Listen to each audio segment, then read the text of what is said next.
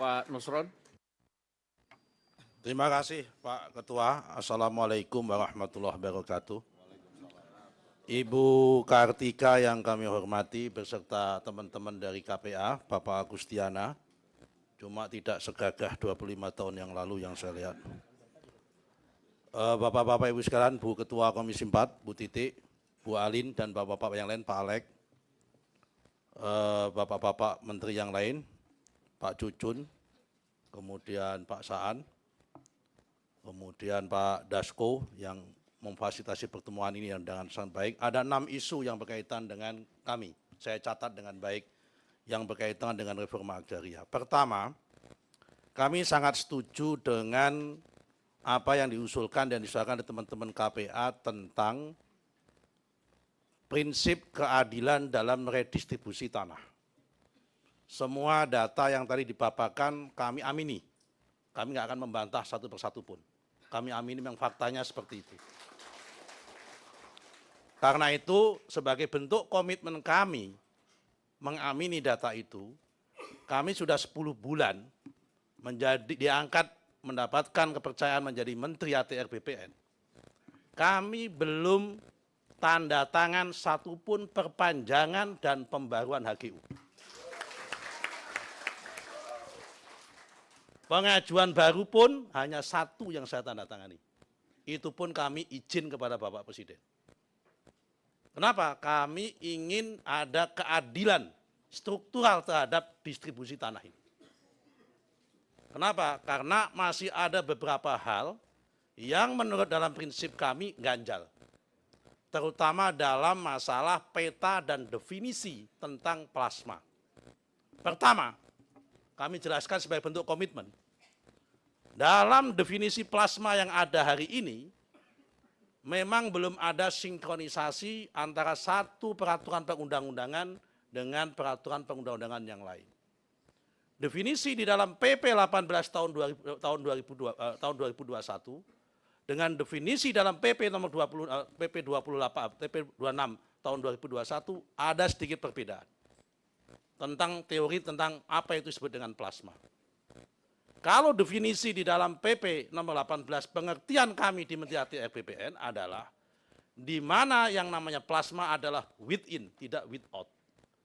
Kalau orang itu mendapatkan konsesi HGU sebesar 10.000 hektar, maka karena di situ termaktub 20% harus plasma, maka 2.000-nya harus atas nama plasma. Tetapi ada klausul peraturan perundang-undangan yang lain di dalam PP yang lain mengatakan bahwa ketika si pengusaha pemegang konsesi itu memfasilitasi petani-petani kecil di luar 10.000 itu sudah dianggap plasma. Ini yang menjadi dispute. Nah, kami memaknai yang di luar HGU konsesi itu bukan plasma. Tapi kami memaknai itu ada sebagai supply chain alias sebagai pemasok. Nah, tapi ini perlu ada sinkronisasi antar peraturan perundang-undangan, lebih-lebih tentang PP 18 dengan PP nomor 26. Ini mohon Pak Ketua, Pak Dasko, mohon mohon dimasukkan dalam note, dalam kesimpulan, kalau perlu kita tegaskan ada mandat kepada pemerintah untuk melakukan sinkronisasi ini tentang masalah definisi plasma. Karena masalah plasma inilah yang menjadi pemahaman saya adalah sumber ketidakadilan di mana petani nggak bisa mendapatkan akses terhadap tanah sehingga yang ada di lingkungan sekitar perkebunan. Ini pemaknaannya. Kemudian yang nomor 2, Bapak sekalian, ini masalah HGU. Sudah saya sampaikan kami komitmen, karena itu Bapak sekalian, kenapa kami belum memperpanjang? Ada 2 alasan. Pertama, karena kami menghormati kerja teman-teman di Satgas PKH. Supaya peta mana yang hutan, mana yang tidak hutan, ini jelas dulu. Sehingga ketika kami melangkah, kami tidak nabrak yang ada. Ini yang pertama. Yang kedua, problem di Indonesia ini adalah problem peta. Saya ngomong apa adanya di sini. Kenapa? Peta di Indonesia, peta yang ada hari ini masih menggunakan peta data satelit. Yang itu dasarnya atau akurasinya, ukurannya, zoomingnya 1:1 juta. Tidak akan pasti akan ada bias karena 1:1 juta. Nah, apa yang membuat kita supaya menjadi efektif adalah one map policy. 1:5.000. Di dalam one map policy yang sudah jadi baru Sulawesi. Karena itu kalau kami hari ini diminta untuk pemetaan mana yang kaplingan Sulawesi, mana yang tidak di Sulawesi, yang hutan, mana yang tidak di Sulawesi, kami pastikan kami bisa pertanggungjawabkan dengan tingkat akurasi yang tinggi. Tapi kalau di provinsi yang lain, karena zoomingnya masih 1 juta, sangat berat. Karena itu Bapak sekalian, kami akan bekerja sambil menuntaskan peta. Hari tahun ini Sulawesi kami kerjakan bersama tim kehutanan untuk masalah tapal batas hutan tadi. Masalah isu tumpang tindih, hutan dengan kampung, hutan dengan APL. Memang Bapak-bapak sekalian, fakta membuktikan. Saya mau curhat di sini nih. 769 pegawai ATR BPN masuk pesantren. Kenapa? Karena isu PTSL. Kenapa isu PTSL? Hutan disertifikatkan. Kemudian apa? Tanah PTP disertifikatkan. Ada rawa, tanah muncul disertifikatkan. 769. Pegawai kami masuk pesantren. Tanda petik, bukan pesantren Hasyim Asy'ari punyanya Pak Agustiana. Nah karena itu ini kenapa kemudian kita menjadi lebih konservatif menurut pandangan Ibu Kartika tadi karena kehati-hatian. Kami tidak mungkin mau mengorbankan terus-menerus. Pandangan kita di sini sama. Tapi belum tentu pandangan APH sama dengan kita. Karena itu poin kedua juga pandangan antara penyelenggara negara ini juga harus disamakan juga. Dalam konteks ini kalau kita bicara masalah ini. Nah itu poin yang kedua masalah perpanjangan HGU alasannya kenapa. Tahun ini diperkirakan oleh BIG, Badan Informasi Geospasial, akan menyelesaikan peta 2 pulau, Kalimantan dan Pulau Jawa. Sehingga dengan demikian kita tahun depan bisa kerja untuk Pulau Jawa dan Pulau Kalimantan. Gitu Pak Ketua. Kemudian isu kedua tanah telantar untuk kepentingan rakyat. Bu, ada dua objek reforma agraria yang ingin kami persembahkan kepada rakyat. Pertama, tanah telantar. Ada aturan mainnya. PP 20 tahun 2020. Di mana tahun 2021, mohon maaf. Di mana yang berkali-kali dulu kita sempat saya dipelintir, tanah yang orang sudah mendapatkan HGU konsesi maupun HGB 2 tahun, mangkrak, tidak diapa-apakan, tidak dimanfaatkan. Negara berhak untuk mengevaluasi, kemudian mencatatkan itu tanah telantar, bisa diserahkan kepada bank tanah, kemudian diredistribusikan kepada rakyat. Nah tapi kan, mohon maaf, banyak disalahpahami, dipelintir.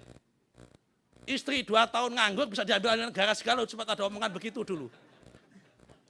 Nah, ada sempat seperti itu. Nah, karena itu Bapak sekalian, ini sekaligus bukti komitmen bahwa kita serius. Karena prosesnya untuk menentukan tanah telantar itu lama, berdasarkan PP itu butuh waktu 587 hari. Karena itu atas perintah Bapak Presiden Prabowo, demi untuk rakyat, kami diperintah revisi. Dan perintah revisinya itu jelas, prosesnya kami persingkat hanya waktu 90 hari. Dan ini dalam proses persetujuan sudah harmonisasi dan persetujuan tanda tangan dari Bapak Presiden. Kalau Bapak-bapak dan Ibu-ibu APA ingin uji publik, kami terbuka untuk itu. Kalau ada masukan mumpung belum tanda tangan oleh Bapak Presiden. Nah, kemudian poin kedua selain tanah telantar adalah program IP4T. Inventarisasi, penguasaan, pemanfaatan, penguasaan, penggunaan dan pemanfaatan tanah.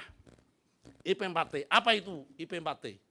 IP4T itu adalah HGU, HGB, sudah habis masa konsesinya, tidak diperpanjang, maka ini ada 4 hal. Ada 4 skenario. Pertama, bisa diserahkan kepada pemilik lama selama pemilik lamanya itu masih menguasai secara fisik. Nomor 2, bisa dijadikan TORA, tanah objek reforma agraria. kalau yang bersangkutan sudah nggak menguasai fisik. Nomor 3, bisa dimasukkan bank tanah. Nomor 4, bisa dimasukkan dalam tejun, tanah cadangan untuk negara. Dalam arti untuk kepentingan Pemda, apa untuk bangun sekolah, bangun rumah sakit, bangun sekolahan, bangun puskesmas dan sebagainya. Bisa untuk itu. Nah, di sini ada opsi pilihannya adalah untuk itu juga. Nah, tapi Bapak-Bapak sekalian, ini problemnya adalah belum ada payung hukum mana yang diperbolehkan untuk pemilik lama, mana yang harus reforma agraria, mana yang harus ini. Akan kami tuntaskan. Kenapa ini belum ada semua bergerak untuk itu. Poin ketiga, tentang tumpang tindih dengan BUMN.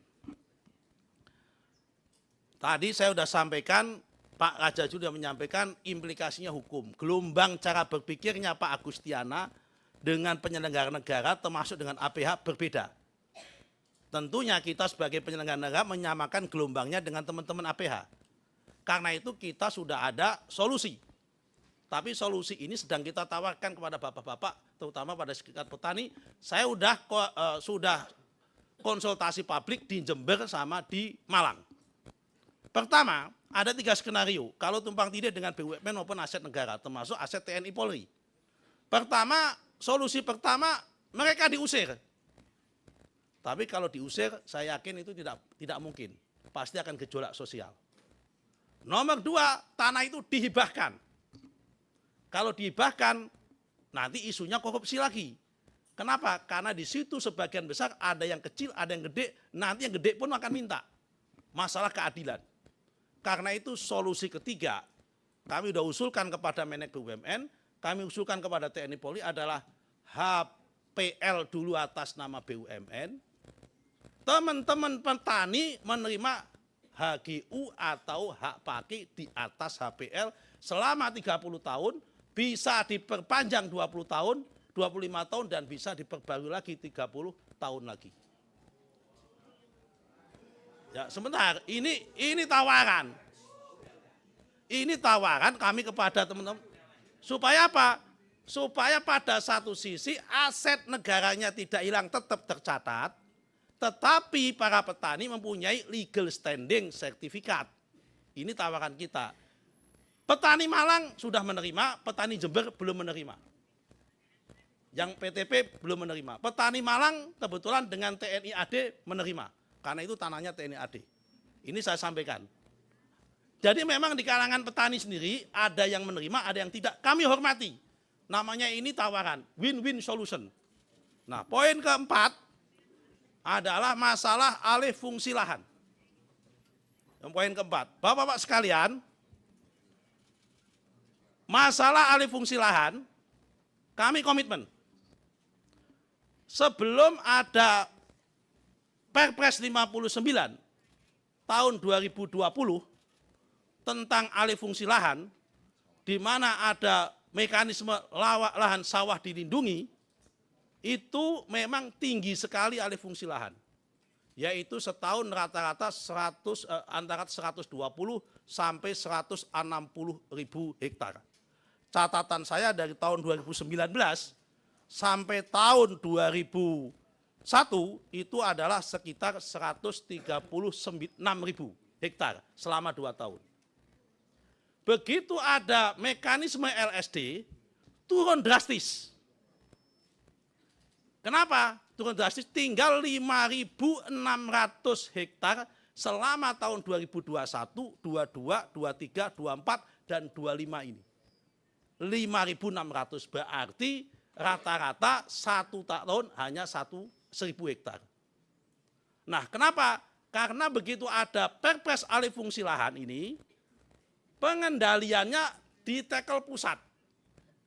Tanda tangan alih fungsi lahan. Terutama yang 8 provinsi. Nah, karena yang sudah diverifikasi, sudah ada mekanisme LSD. 12 provinsi belum, sedang menunggu proses. Masih di daerah masing-masing.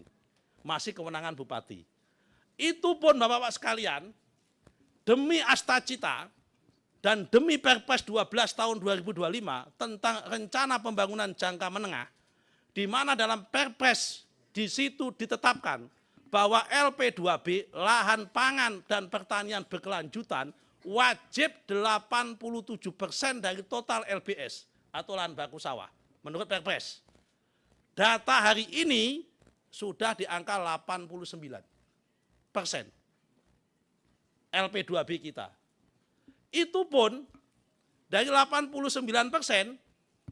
seandainya yang hari ini fisiknya sawah, tetapi dalam rencana tata ruang wilayah kabupaten, kota maupun provinsi sudah diperuntukkan untuk tidak sawah, kita anggap hilang semua, tinggal 71%. Jadi ini kita sudah lampu merah alih fungsi lahan. Karena itu bapak-bapak sekalian, apa yang kami lakukan? Mulai bulan ini, kami sudah teken surat kepada semua bupati se-Indonesia, izin Pak Dasko, kami moratorium alih fungsi lahan yang fisiknya sawah, meskipun tata ruangnya sudah tidak lagi digunakan untuk sawah. Kami moratorium tidak boleh dialihfungsikan. Meskipun secara undang-undang dan peraturan harusnya tata ruang itu menjadi panglima, menjadi acuannya. Demi astacita ketahanan pangan.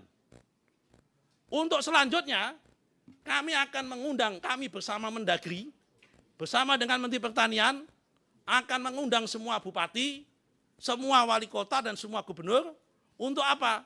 Untuk menyesuaikan dan mengubah RT RW-nya yang hari ini fisiknya masih sawah, tetapi di dalam RT RW sebelumnya sudah digunakan untuk tidak sawah.